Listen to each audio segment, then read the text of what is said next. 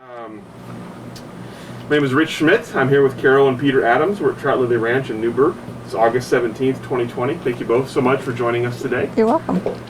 First question for you both. Why wine? Well, I think it started with us traveling a lot to Europe when we were first married and discovering wine. The first time I went to Europe as a teenager, I drank a Coca-Cola the whole way through. And so we weren't a wine drinking family myself. And going to Europe was an eye-opener for us, for Peter and me. And then when we were in Burgundy, we noticed how similar hydrangeas, the similar plantings that were there, hydrangeas, apple trees, just similar things grew that we grew here. And then I think was that the start of how we discovered that we might want to have a vineyard? Well, yeah. I mean, I learned about wine earlier because my dad and grandfather were not aficionados, but they liked wines, primarily German Rieslings. And at one point, my brother and I, my brother bought a book by a fellow by the name of Bill Massey, and we all picked that book up and read it and then tried to find some of the wines and share them, at family dinners. And, lots of them we couldn't find, or they were really pretty expensive because they were all, very notable wines. But it just got us started looking at wine. And then, as Carol said, we traveled in Europe and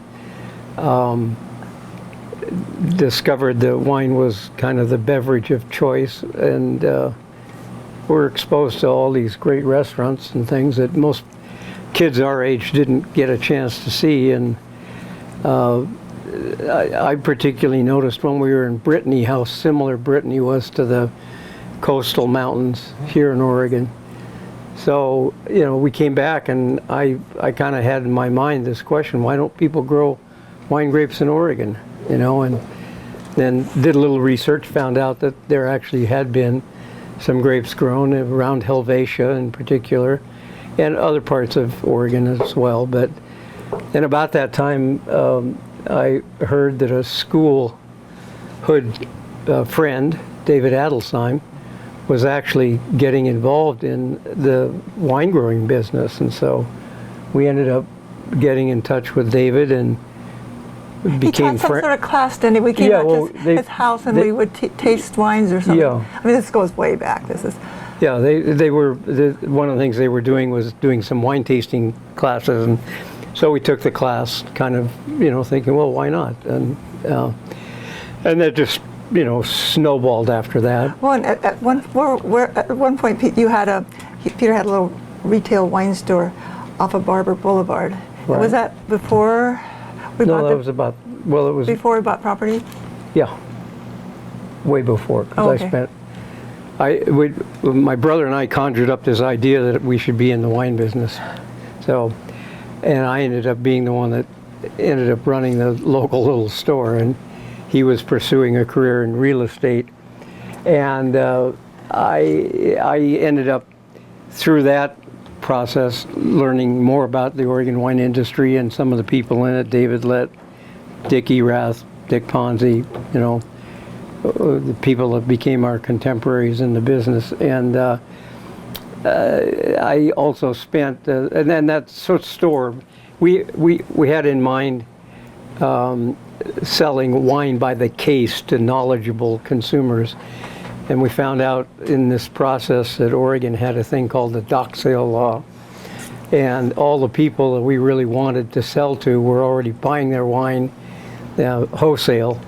And we realized that we really didn't have a market. And we'd selected our location on Southwest Hoffman Street, not as a retail location, but as a kind of office warehouse. Not warehouse really formally, but an office. And that we would do a newsletter, and my family had an association or friendship with James Beard. My mother and he were childhood friends, and so we were going to use Beard as a as a mechanism for kind of helping us advertise our expertise in wine.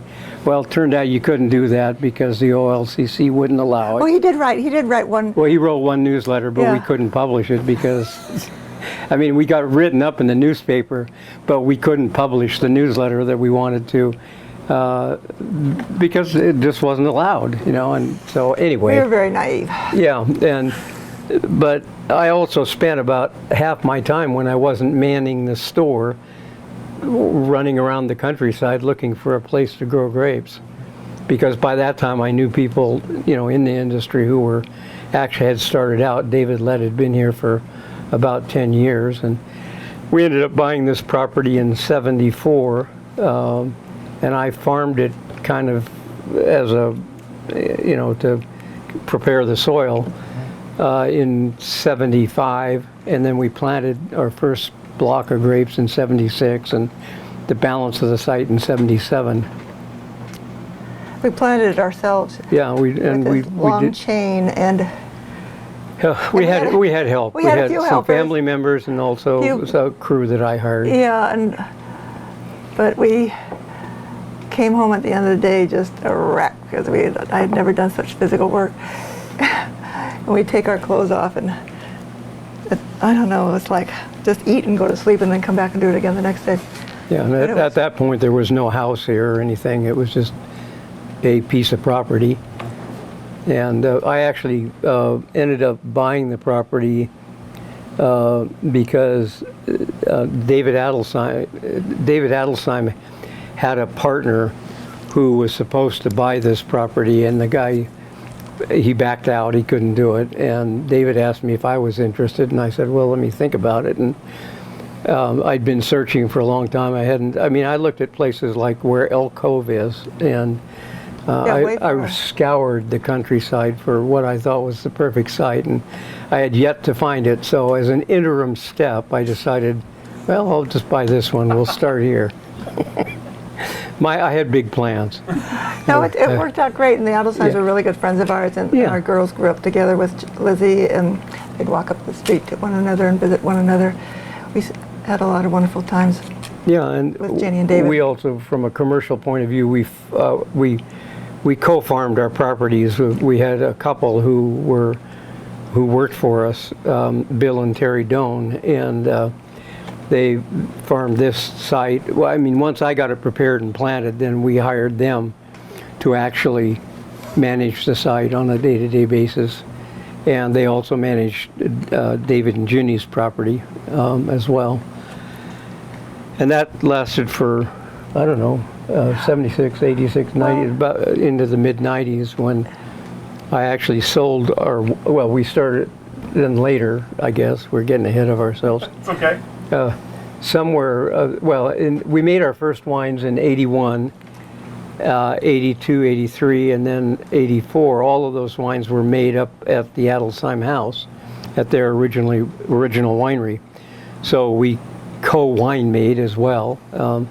And really you have to give David credit for that because he, you know, I was working full-time at other jobs, and so the bulk of the work, other than during harvest and when we made decisions about what we were going to do, but our production was so small that basically we just bottled everything as a single bottling. But I have to give David and his crew credit for actually making the wine for those first 4 years.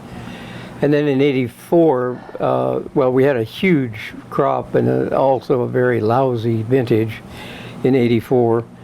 And at that point, Adelsheim had run out of room and we needed to find our own space. So Carol and I ended up buying a property in Portland from a friend of ours down on northwest Pettygrove and established our winery there.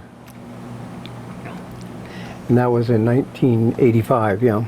But we bottled the 84 there, though. Mm-hmm. And we made a wine that was called Portland's House Wine, because our daughter's name is Portland. And I thought it was fabulous, but it was like the best you could do with that vintage. I mean, I thought it was fabulous just because a lot of people weren't even making wine that vintage. But I thought the label was so cute, and we sold it for very little money. but it wasn't that great. Actually, a lot of it in the end went to Trader Joe's. It wasn't that great. Before Trader Joe's became a chain store. It used to be apparently like a wine warehouse in L.A.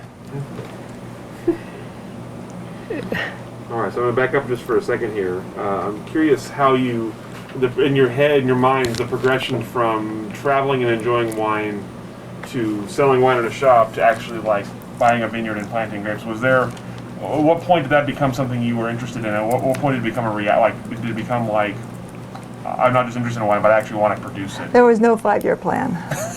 Well, There was no, yeah. together there was no 5-year plan. Maybe you had a 5-year plan, but I was not, I was riding Peter's wave. Right. I always say that. Well, for me it coalesced when I heard David Adelsheim was pursuing a project in the industry, and then I got to know David Lett and Dick Erath and Dick Ponzi, and after I met and got to know those guys, I decided that if they could do it, I could do it, and so and that would have been probably in the early 70s, 72, 73. And, I did have a 5-year plan, but it wasn't very specific. And this was supposed to be the first of a couple of different properties, but, I got so busy doing other things that I never pursued my wine business activity on a really full-time basis. I mean, we did for the few years that we had our winery going, and then Carol came in and actually ran the winery business side. I've always had my fingers on the grape growing, and but to one degree or another, and that's kind of my function today. Well, you had your rock business, Yeah. your quarry. He crushed rocks and I crushed grapes. That's what we used to say. But I came in 1985 with a newborn baby, and was nursing her in my office. I had an assistant winemaker. But we made a really good wine in '85, and we got the governor's award for it. So it was just kind of proved that this vineyard is a really good site. And it was very low-tech wine production, so much different than how wine's made today. We had these fruit bins, and we punched it down, and I don't know, it was just so low-tech. And It was pretty traditional winemaking. traditional, yeah, it was. All small villages in France and Italy, basically. But we would pick the grapes and then bring them into Portland. And our zoning was light industrial, so we could do it till 2 or 3 o'clock in the morning and not be an issue. So I'll get back to that in a second because I'm curious about your winemaking side. But I want to back up to the vineyard for a moment and talk about, you mentioned this was kind of a stopgap in your mind in terms of site. Well, yeah, in a way, it wasn't really a stopgap. It was supposed to be one of 2 or 3 vineyards, Okay. hoping that we would select sites that were unique and would, provide good blending material for our wine products. And I just never pursued it after this because I got so busy in the other activity. Sure. So tell me about this site and about getting to know it, and even to the point of how did you know how to plant it? How did you learn how to plant a vineyard and what to plant? Well, I was only really interested in planting Pinot Noir, but I got persuaded by others that I ought to plant some Chardonnay too, and at least. And then one of the things that I did as part of the research was at that time a gentleman who I'm sure you are aware of, Charles Corey, was one of the instrumental people here in the early stages, and he taught a class on winemaking and site selection at Portland Community College, And my brother and I took that. My brother wanted to be involved in this, but Carol and I wanted our own independent project, and so we pursued it on our own in the end. But at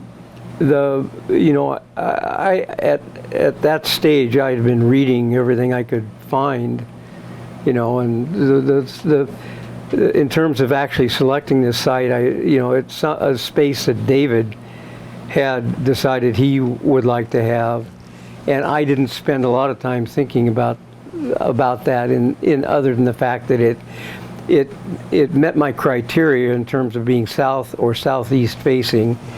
And it met my criteria in that it hadn't been farmed for a while.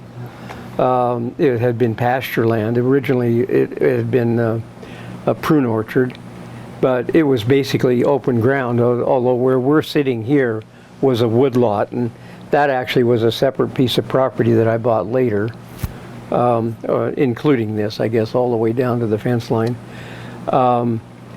And as in terms of selecting varieties, again, it was what was available, and I didn't. We knew enough about Oregon wines that we'd tasted that Carol and I didn't care for the wines that they were making from Vadensville, so the other option was Pommard primarily.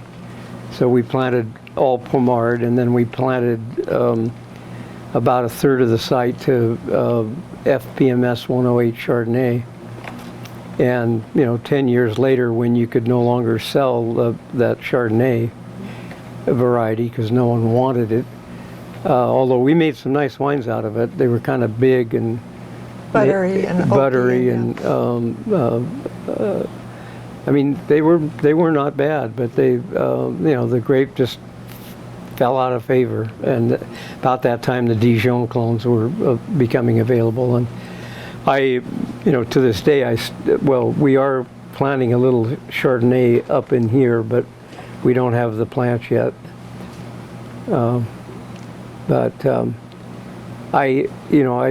It's like Pinot Gris. Pinot Gris is a nice grape and it makes nice wine, but I don't like the wines that are made here in Oregon. They end up seeming to have, they appear, even if they don't have residual sugar, they're on the kind of sweet mouthfeel side, and that's not what I'm looking for in a white wine. Generally speaking, if you want it for refreshing, a refreshing beverage. So that's why we make Sauvignon Blanc. Definitely going to ask about that in a little bit. Yeah. You talked about the kind of the first few vintages and kind of co-making them with Dave Alzheimer's. Carol, tell me about stepping into the role as winemaker. What did you have to learn, and was it something that excited you, the idea of making wine?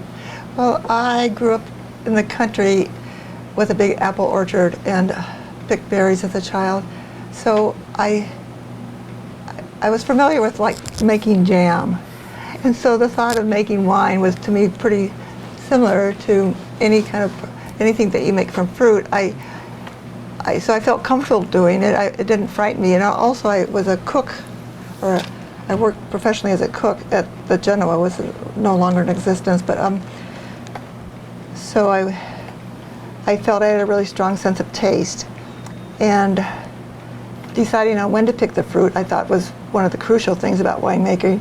And the chemistry part, I learned or hired out, and I slowly got to know how to do all those things. But initially, it was picking the grape, deciding when to pick the grapes, and then nursing it through fermentation. And I don't know, it's just step by step. I just by the skin of my pants doing it. And I would call up people in the industry and ask questions. And Oregon State, gosh, what's his name? Is he still at Oregon State? Barney Barney, yeah, Barney was such a help. I would send things down to him, little bottles down to him to test for me. And so I just had a lot of help from friends. And I was, at the time, I didn't know it, but I was like a woman winemaker. but you're in this kind of little bubble in Portland, especially where I wasn't going out and mixing with a lot of other winemakers, although there was a point where I did join kind of an association with winemakers, but I'd still be the only woman at the table. And they all spoke really loud, and it was intimidating. But I just kept on doing my thing. And anyways, I mean, at the time I didn't realize I was like unique being a woman winemaker. I just figured. Well, I mean, other than Susan Sokol-Blosser, who really was more of a manager than a winemaker, Carol was probably one of the first female winemakers, if not the first, in Oregon. But it was, I don't know, I mean, it was at a time when women were, women's liberation, and I was like, I didn't realize I was doing anything special, but I just knew that at 28 years old, people, you need to listen to me. I have a voice and you need to listen to me. And I'm not a child anymore. And I don't know, it was kind of like, I can do this kind of thing. And I had a father who was not real encouraging. He thought, if I wanted to do something, he maybe was discouraging about it. And I wanted to, I don't know if he's still alive when I was a winemaker, was he? I'm not sure. I don't know. You had the idea to prove that you could, though. I don't know, maybe. There's part of me just this, I'm a Scorpio, I'm competitive. I'm too. Yeah. And Fanny, we have this book where we're reading our horoscopes just yesterday, and I like to win, and I didn't know that about me, but I do like to win. And Yeah, I thought. also food's very important to us. Food is very, very important to us. And so having these dinner parties where I would cook for 4 days,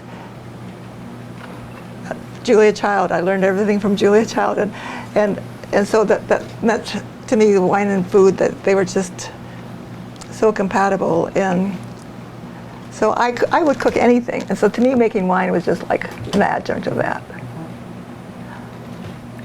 Well, also at that stage of the industry here, a lot of the services that are available today didn't exist, so we were getting them from one another, and also getting them from OSU and Barney, and there were there's a fellow by the name of Bill Nelson who was kind of a consultant, and not that he didn't have credentials any more than the rest of us did, so most everyone that was in this industry at that time, other than maybe David Lett, Charles Curry, and can't remember who else went to Davis, but there were very few people that actually had professional training. We all came by it by kind of a guts and glory. We can do this, Other people have done it. What's holding us back? And I think that's how Carol felt too. The first time I made sparkling she wine. could cook anything, and why not? The first time I made sparkling wine, Dickie Rass said, "Well, Carol, have you opened a bottle yet?" And he said he wanted to see if it worked, and I just made it on we had a railroad, a train that went by our winery, and so it kind of riddled the wine every time the train went by. It riddled the wine, and it worked. We still have some of the bottles left, but it was like so much fun to take something that you had to buy, but now you could make. Mm-hmm. And that kind of, I can't remember the name of that author, but he wrote books about foraging. And to me, this was like another kind of way of foraging. We didn't have to buy it, we could make it. Mm-hmm. That was pretty exciting. Another form of homesteading. Yeah. Grow it and make it, right? Yeah. Make it. Carol, I'm curious, you mentioned kind of sort of seat of your pants winemaking and kind of learning sort of the chemistry aspects along the way. I'm curious, as you started making your first couple of vintages, what surprised you about winemaking? What were the biggest challenges for you with your cooking background? What was different about winemaking than other kinds of cooking or fruit work you had done? Well, the physical labor, that was pretty. And I could lift empty wine barrels, and that. So that was the physical aspect of it.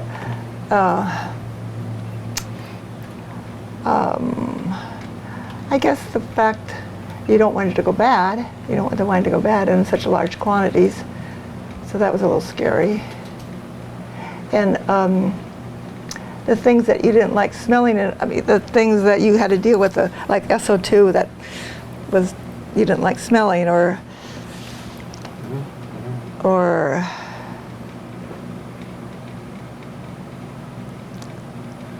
I don't know.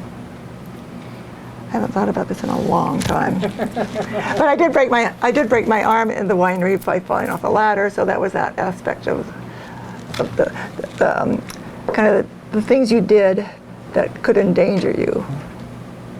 And climbing around on top of the tanks and punching down, and you don't want to fall in or anything like that. But and at the end of the day, oh, I know, when we were burning those the things in the barrel, sulfur wicks, that was kind of scary. The things that were dangerous. And Peter, tell me about the farming aspect for you. Sort of a similar question. Was there anything unique about farming wine grapes? Anything you had to learn along the way that was surprising to you? A tremendous number of things, except that I'm not sure I can recount them all. Sure. And even though I've been involved in the farming, I actually, subsequent to planting, haven't done a lot of it myself. We've always had people working for us that have actually taken care of the vineyard. The first year, remember, we pruned the Chardonnay, and it was like pruning apple trees. They were so robust, and you called them apple Chardonnay. Yeah, well, our Chardonnay used to be planted up in the upper far kind of corner of the vineyard, and there's a natural draw there, and there's also it's tiled, but there's a stream that comes down the hill, intermittent stream. And so the area that Carol's talking about, the vines get lots of water, and they were very, very vigorous. And so they of all the vines in the vineyard, they grew the fastest, the biggest, and not necessarily the best grapes, but they were hardy plants and in good shape because they got plenty of moisture. I think probably the thing that I understood the least was the farming techniques that you absolutely needed to be on top of, like your spray program. And since I didn't always do that myself, our first couple of years were pretty much disasters. I mean, what little fruit we had, either went to the birds or became unusable because it was mildewed. And the bird challenge in the early years, our climate has changed, or I don't know what I want to call it, without being political, but in the first 10 years that we had this vineyard, we were picking in October, and for as long as I can remember now, back in the early 2000s, we've been picking in September. So to a degree, our climate changed, or we've learned how to grow our grapes more effectively such that they ripen a little earlier. But this has always been an early ripening vineyard. Yeah, and this is an early ripening vineyard as well. So, that was a change that occurred we didn't really see it, but looking back, you see it's very dramatic. Well, and when people asked, was it a good harvest? To me, that meant, did you pick before the rains came? Did you pick before the birds came? That was a good harvest.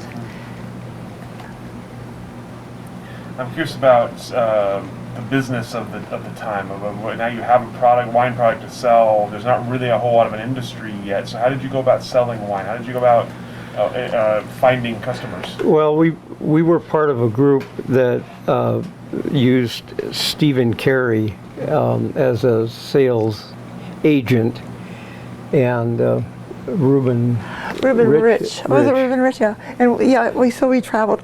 We traveled a lot, or I traveled a lot. We spent most of our sales efforts were outside the state of Oregon, although we did sell to people that we knew in the Portland area, and so it mostly was through that vehicle. And not sure what else to say. Well, But of all our skills, our sales skills are the least. Which is probably true of a lot of, well, not the people in the industry now, but back then, most of us were intrigued by the process of growing the grapes and making the wine, and while selling it, they'll come. If you make it, they'll come. well, they did come in for 85. Yeah. It was pretty on and off, though. I mean, and then Robert Parker entered the scene, and that kind of changed everything in the sense that we did get some notoriety, but oftentimes he was very critical of Oregon wines. And but we were like the new kid on the block, and people want to know about the new kid on the block. And there was a point where we were a force in the industry, I think, and we were making good wine, and people recognized that. And we were lumped together with the people that were making good wine. And we were more active in the wine association. right. And I wrote a newsletter for them, or wrote some little newspaper there. I wrote articles about the gossip, Oregon wine gossip. So that was kind of fun. But I don't know, it's just, we were having fun doing it, I think. Yeah, there was a fair amount of stress, though, too. Yeah. As you say, trying to figure out how to sell it was a real challenge. I think a lot of the people that were in the industry too. I mean, I don't like this characterization, but I wasn't, because I was pretty much. Well, let me back up. What I was going to say is a lot of the people in the industry were kind of, bordering on being the hippie type who wanted to go back to the land. But a lot of us weren't really hippies in the sense that we worked for Tektronix, or I worked for Price Waterhouse, and then I worked later for a company called ESCO Corporation, and and it was only later on that I went out on my own business and got into this rock business thing that I still am doing. But the dream was kind of like, let's get back to the land and be farmers, and yet we knew we had to sell the product. So I mean, kind of like, I don't know, it was dangerous, and it still is dangerous. It's a tough road to hoe, selling wine. So I'm curious, in those years, was there any awareness of Oregon as an industry? At what point did Oregon as a wine industry become sort of something outside of the state that people would recognize? Well, took a long time. Yeah. Well, I think, I think a lot of it, at least from my recollection, kind of started with Parker. Once Parker started talking about Oregon wines, then people started listening. But, the only people that were listening were the wine aficionados, people who were collectors or wanted good quality wine, but, subscribed to a newsletter. And yet the availability of Oregon wines was still very, very limited, although it was becoming a little more prevalent. And today I still think we only represent something like 1% of the entire wine world, if you will. So we're almost insignificant. So how do you find out about that? But remember, there was this point where we were like proud that we were making wine in Oregon because people started to recognize that we were making good wine. And I don't know if that was the tasting, in France or. Well, we went to France with Governor Goldschmidt. And by that time, so when was that? Was that 80? Well, the girls were small. So it was about 86 or 87. It was in the 80s. Yeah, 88. So I guess that would be about the time that, when it was later than that. It was later than 80. When Robert came, to Oregon, that also was a milestone in terms of probably international recognition, when the French started having an interest in growing grapes in Oregon. you know, outside. I mean, what Frenchman would do that? You know, for Christ's sakes.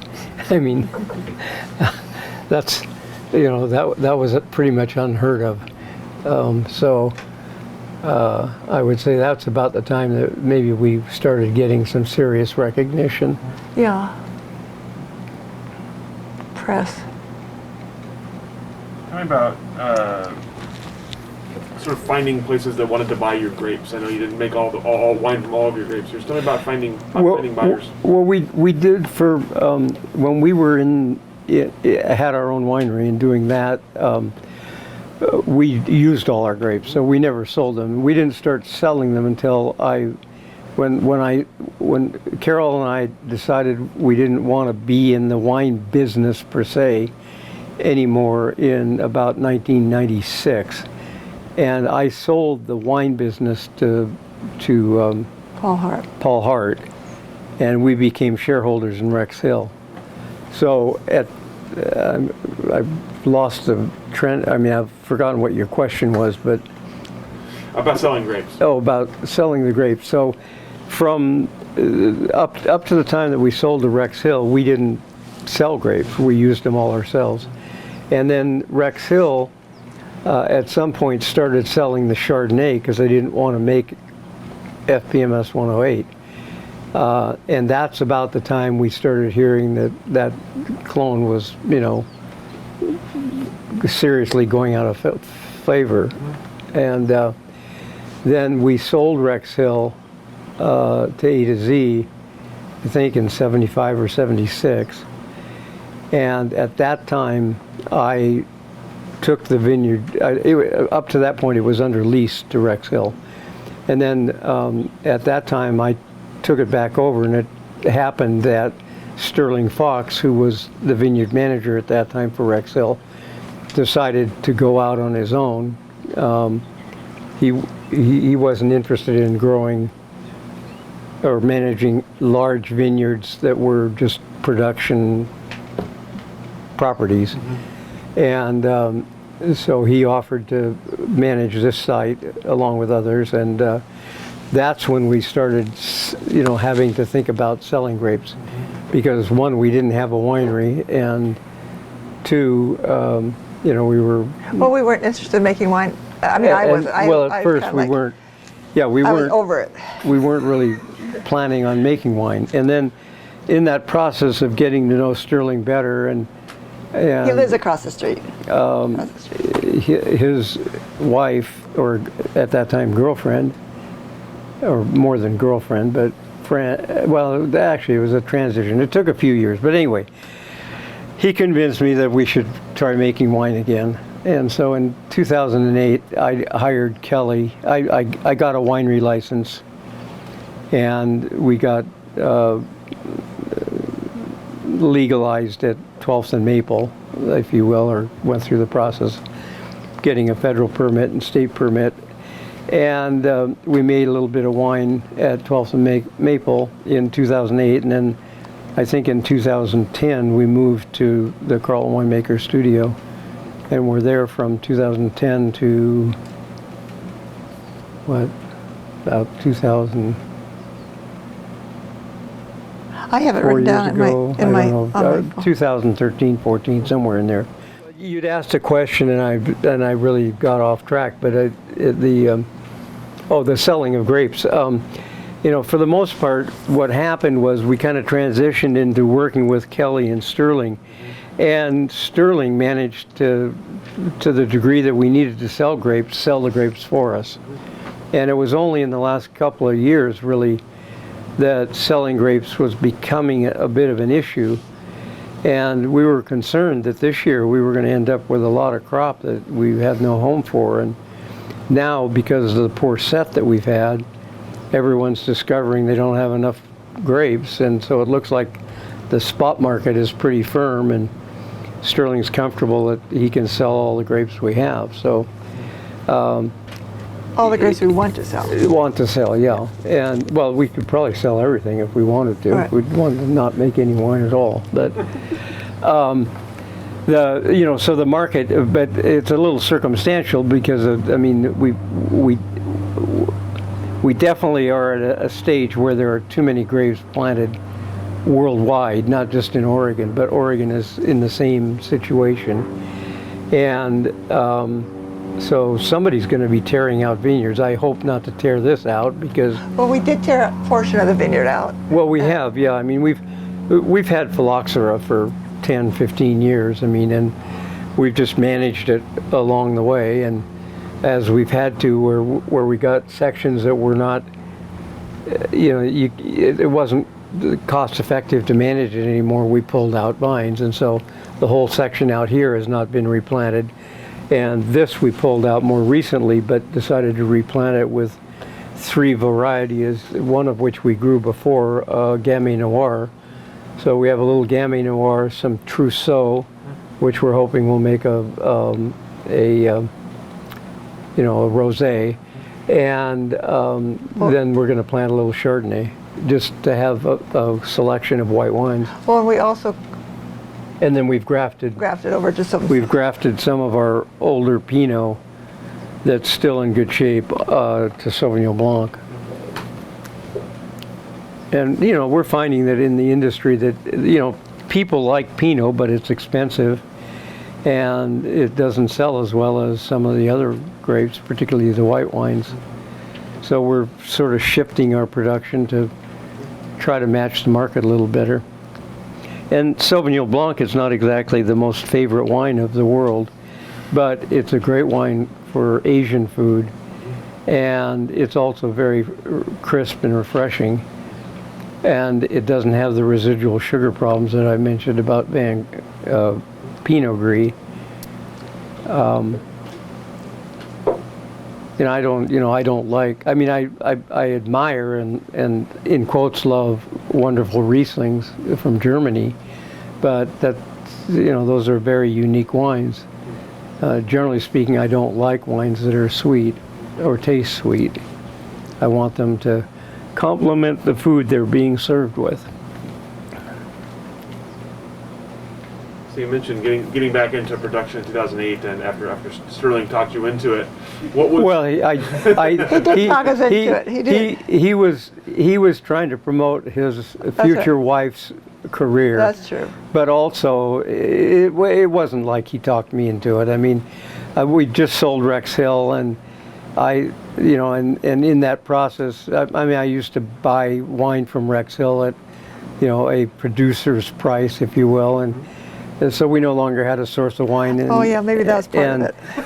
part of it was I didn't want to lose my contact with the industry and the winemaking process, and it's just something that's it's part of me. I mean, in a way I can't help it.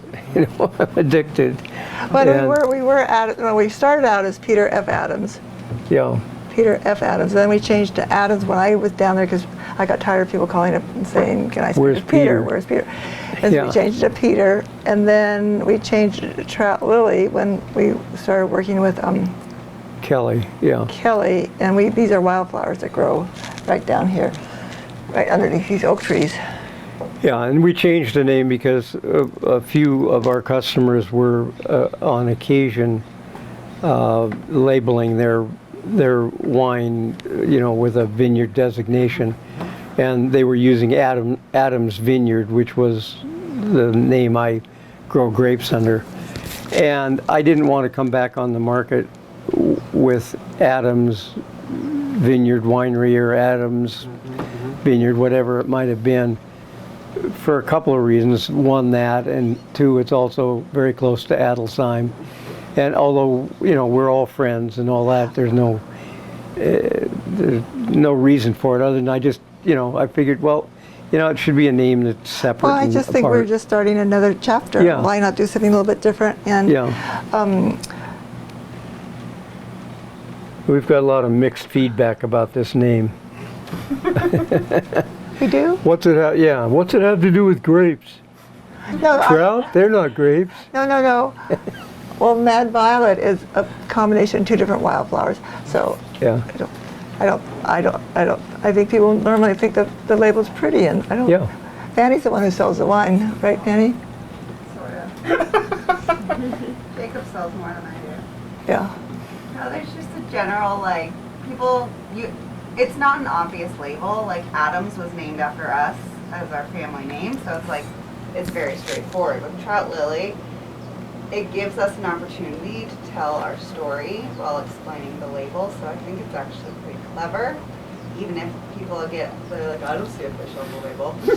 Yeah. But you get to say, you know. We do have fish it's down here in our flower that pond. grows on the farm, and it's, you know, grows at a specific time of year. There's 4 flowers, one for every member of the family. Oh yeah, that's the other thing, yeah. So it gives you an opportunity to sell. Yeah. Sell the story. When you started Trout Lily and started making wine again, what were your kind of goals? Did you have a goal in mind in terms of what would be considered a success? Well, I mean, sell all the wine we make, you know. Make good wine. And not, well, but yeah, first of all, well, yeah, I mean, first of all, your goal is always to make the highest quality wine you can. But also, and that's basically our goal, I guess. And we're very happy with Yeah. Kelly and our relationship and how she makes our wine. It's Yeah, very so- similar to how I would have made it, except she's much more knowledgeable. And has, Well, and she's professionally trained. that's right. Yeah. I mean, she's got this, yeah. Well, and plus the industry's trained. I mean, what's available in terms of winemaking technology today versus what we had. I mean, I'm sure some of it already existed, but it was localized to places like Napa Valley, where there was really a serious industry. Up here, the industry was serious, but it was so spread out, there really wasn't any way for a laboratory, say, to come and establish a relationship here locally that would function very well, because they just wouldn't have enough business. You know, today they've got that. And so you would have had to send all your samples to California, and who knows what happens to them unless you hand carry them down.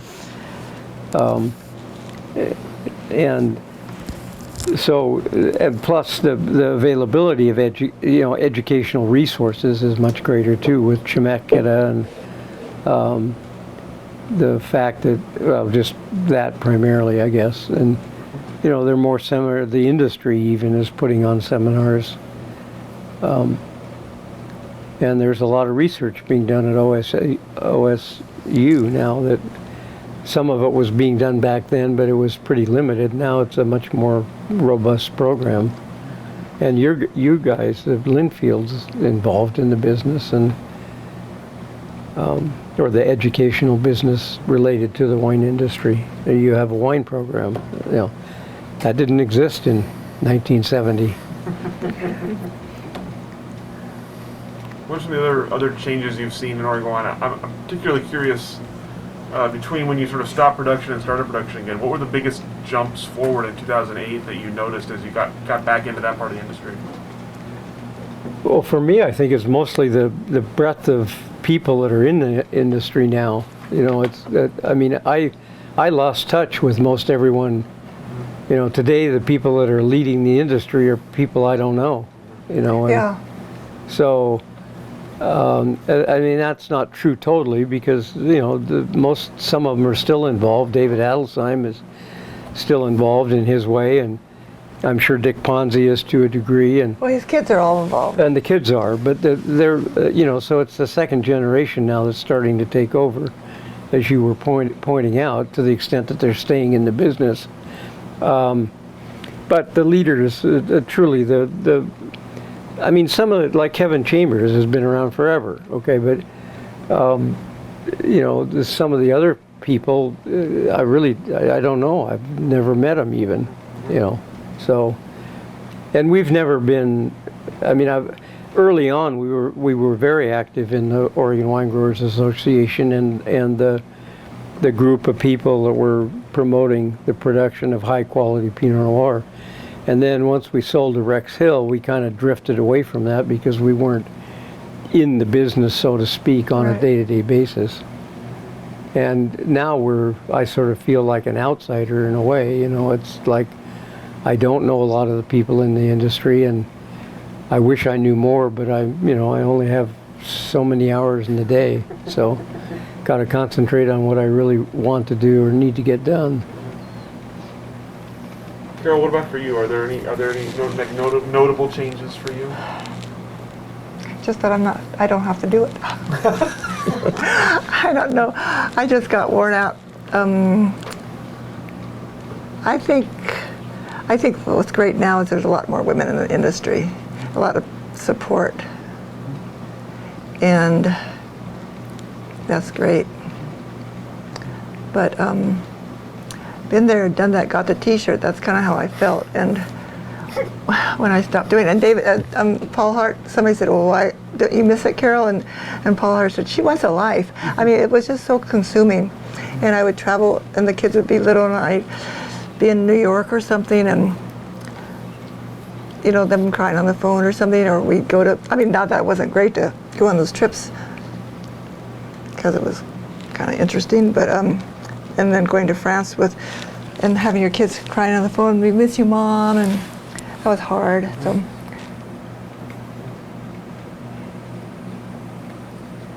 yeah, I think I just burned out. And so I was happy and the fact that we get along well with Kelly, and she makes the product that we really like, and we can just enjoy it. I mean, try to sell it, but we can enjoy it. And then having our children come on board, having Fanny and her husband, and our other daughter, who is interested. It's really great, gratifying. And I always think about the French. Why get in this business if you can't hand it down to somebody? And I'm glad that they have interest in it, because maybe there's a future for this vineyard. Well, there is. There is. I mean, it produces good grapes, and we've made some. Well, I mean, of interest, future in our family, Yeah. that stays in our family. Yeah. You talked about being pleased with what Kelly does with your wines. I'm curious, how do you describe a Trout Lily Ranch wine? What is unique about this place? What do you see reflected in the bottle? I see it having really good fruit, and it's really a nicely balanced wine. That's important to us. A wine that's going to have an aging potential.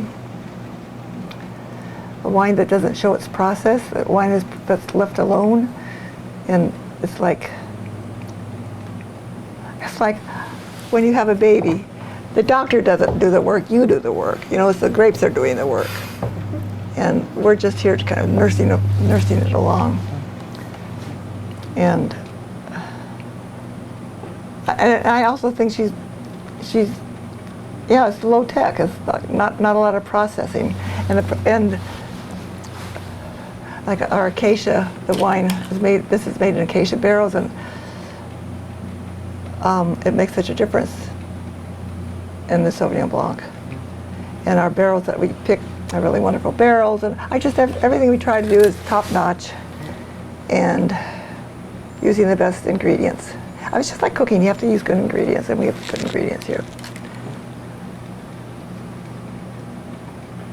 Obviously, you've seen a lot of growth in Oregon, and there's much more notoriety, much more of an international knowledge of the industry. But I'm curious, in selling wine, you talked about selling wine now. How is it different?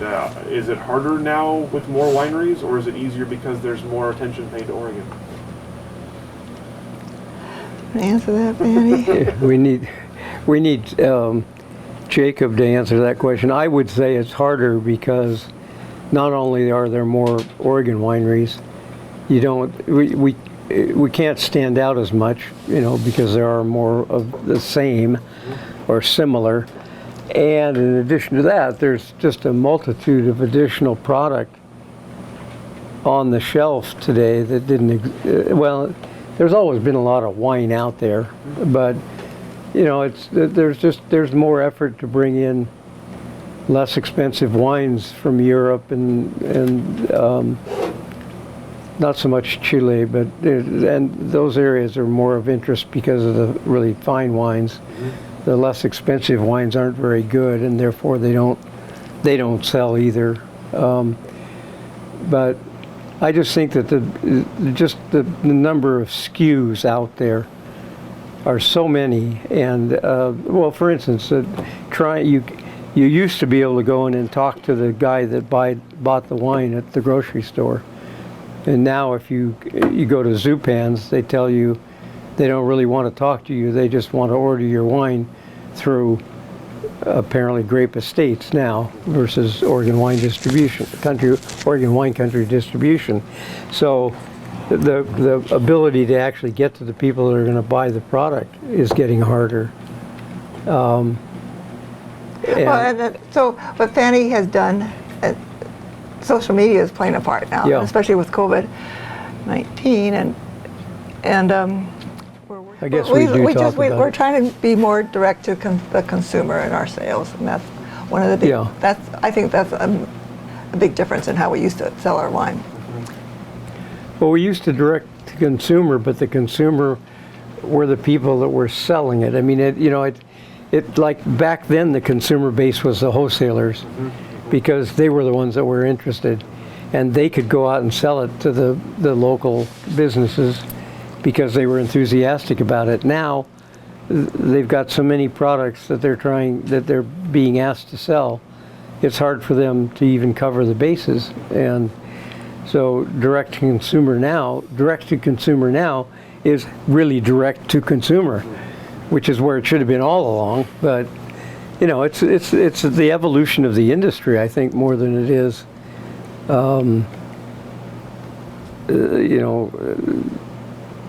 I mean, it's an evolution. I don't know how to explain it. So what does Oregon wine look like to you as in 2020? What does the industry look like now, and what have the effects been of COVID-19 that you've seen on the industry? Well, I mean, we're again kind of remote, but we've had some good results because we're getting more sales through social media, but being able to go to the grocery store and sell wine is impossible, and no restaurants are buying wine because they're all closed. It's pretty bleak, and I think a lot of people are producing less wine this coming harvest because of that. And it's bleak. Well, I mean, it's bleak right now because of the virus, but also the wine consumption is trending downward in the U.S. So it's maybe not bleak, but you're right. It's not a super positive picture at the moment.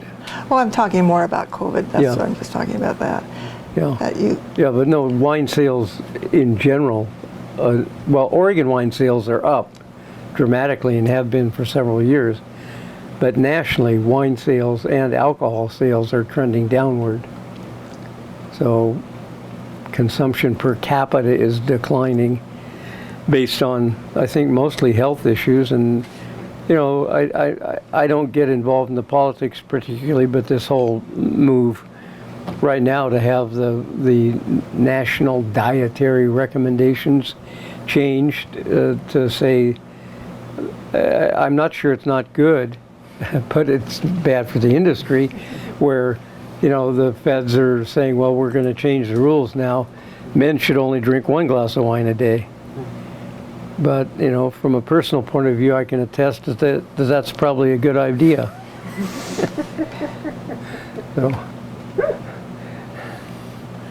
But on the other hand, it's not good for wine sales. So I mean, it's kind of like Mothers Against Drunk Driving. If it's not one thing, it's another. I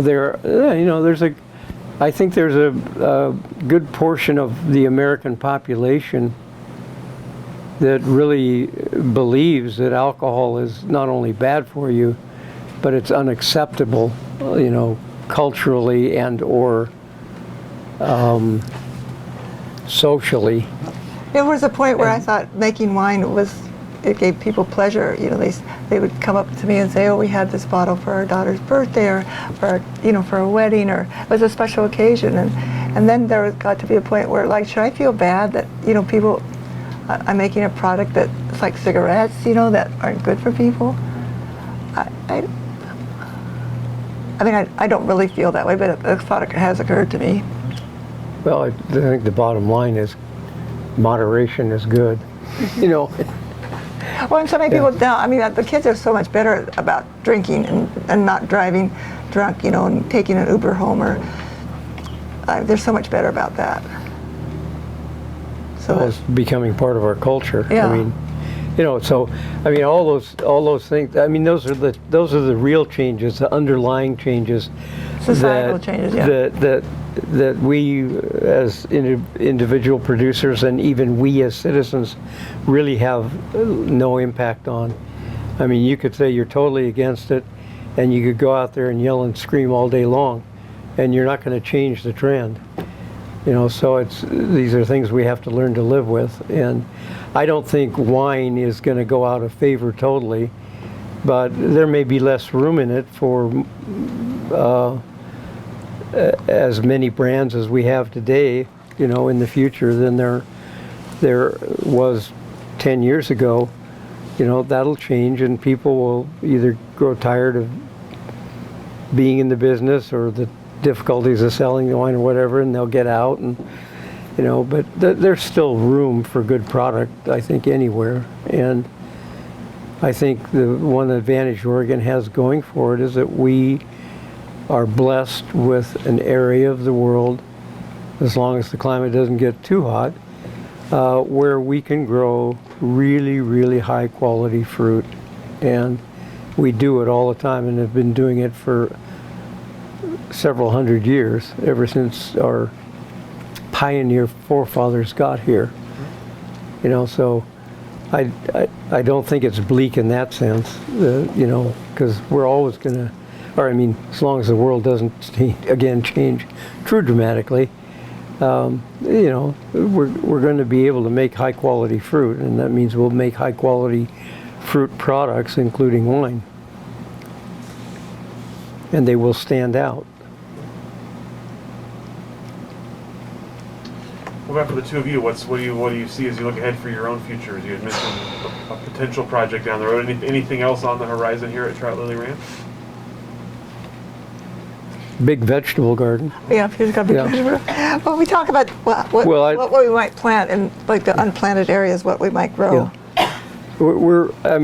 I have this, I guess my dream would be that we figure out a way to preserve this property for agricultural use that slowly shifts from just wine production to production of other things that we can grow, and to do it on a much more intensified basis. Unfortunately, I'm not going to be here to see this through, but I believe that the future of agriculture in the world is going to be going backwards, in a sense, in that industrial chemical-based agriculture is not sustainable, and we're going to have to learn to grow more of our food and the products we consume locally, and become more attuned to the seasonality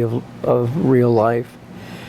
And to do that, you're going to find vegetable gardens sprouting up in urban settings, in rural settings like this, and some people will grow more fruit, some people will grow grapes, some people will grow just vegetables. And so I'd kind of like to see this be kind of I don't see us having a lot of animals, although I would like to be able to do that on this property because it's just not big enough.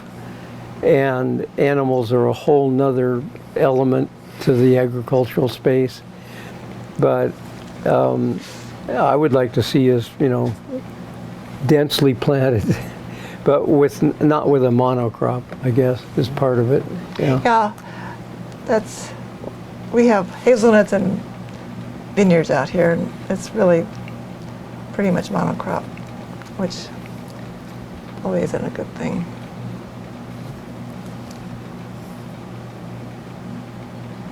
What would your words of wisdom be to someone who wanted to get their start in the Oregon wine industry? Run, Yeah, exactly. Yeah, it depends on what you're. Yeah, the group that runs our rock crushing business uses a system called the Entrepreneurial Operating System. It's a book written by a guy that's sort of a management system, but we've adopted it and it actually works. And one of the quotes in it is if you know what your objectives are, and you've set that down on paper and you really understand it, it helps you make decisions, particularly when shiny, sparkly stuff comes along. Okay, and what I would say is just what Carol said, that is, if you're not intent on being in the alcohol business, and if you haven't worked for somebody else for about 25 years before you get into your own version of that business, then your goals and objectives should be able to tell you that when somebody says you really ought to start growing wine or growing wine grapes and making wine, that you will run fast. Well, Yeah, I mean, I think there's room for anybody that has a passion and has a strong sense of direction. I think if you realize that it's a lifestyle choice, Yeah. well, this vineyard would not take care of our lifestyle. And so, but if a young couple want to, I always think about John Paul, because he'd tell me, Carol, when I need some money, I go out and sell some wine. And I mean, that was like the perfect answer, a perfect thing, and he's really good at that. He's really good at selling his wine. But it is a lifestyle. It should be a lifestyle choice, and you should be happy with the lifestyle it produces. And if you're not, if you just have to realize that. Yeah, unless you're going to be on the, on the very large production, high volume side of the business. I mean, you've got to, and in my mind, that's bigger than any of the businesses that exist in Oregon today. I mean, if you really want to make money in almost any industry, you have to be one of the top three, And if you look at Gallo and look at whoever else is up there, I can't think of. I mean, they're foreign companies that are all now conglomerates that like Diageo and whatever. Some of the names that don't roll off your tongue because you don't pay any attention to them unless you read the Wall Street Journal and see their names mentioned, which I do. But unless you're way up there, I mean, there's always room for mom and pop stuff, I guess. But if you're an industrial kind of person and you want the lifestyle Carol's talking about, you're going to have to work for one of those big companies, or own one of them. Oh, the other thing, yeah, the expression about being in the wine business. What is it? Oh, it takes you dig a big hole, or it takes a lot of money. What is it? It takes a big fortune to make a small fortune. Yeah, you dig a big hole, and especially when we started out, we dug a big hole because we had to create our own winery from scratch. We had to plant our own vineyard to get the grapes. Now you can do custom crushing. You can buy your grapes. You can do it with such a much smaller investment.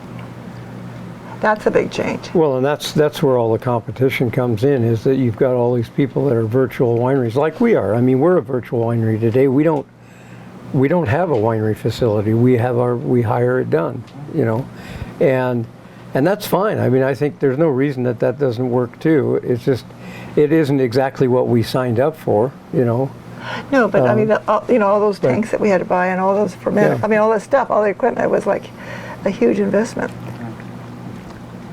Yeah, no, I mean, if we had our druthers, I mean, we'd be a a Ponzi or an Adelsheim or what have you. But as it is, we had other choices, or there were other choices for us to make that were higher on the priority list. So we remained kind of a mom and pop operation. And I mean, we don't even have enough ground to physically grow enough grapes to make a large enough business to really support even a family. I mean, we'd have to buy grapes too.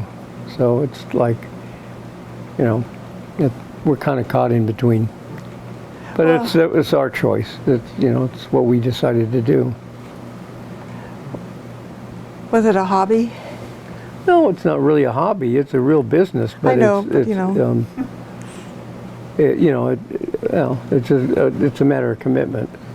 How much you can put into a particular effort, and it's also you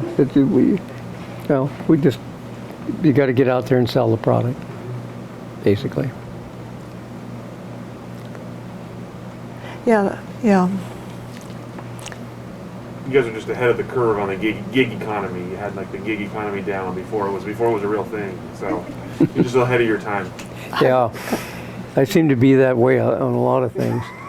Like one of my thoughts for doing a tasting room around here was, 3 or 4 years ago, but it came to the surface with all these guys, with the family 2 years ago, was to use a shipping container to make a little sales kiosk.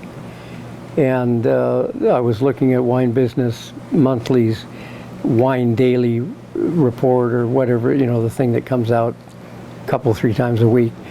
And the main ad in the whole damn thing was an ad for kiosks that are made out of shipping containers for the wine business, So if I just done that. Gotta run down faster. Yeah. That's right. You got to do that. Yeah. So I'm curious for you. Last question I have for you. I'm curious. You've been together a long time. You've had a business together a long time. I'm curious, what's the secret to success when you're married and also business partners in an industry like this? Well, we used to fight. And then there got to be a point I said, Peter would come home at night and he kind of questioned me what went on at the winery or something, and I didn't like that. I didn't like being kind of bossed around, second guess. Anyway, and so there got to be a point I said, we can't do this anymore. It's hard on the kids, so we just stopped doing that at nighttime. And but Peter's always been supportive of what I've done. I do. Well, but we're both stubborn, and we both argue a me lot. As well. What? I say you've been supportive of me as well. That's true. I don't. That's a tough question because so many of our friends are divorced, and how we've managed to stay together, I don't know. We just have, and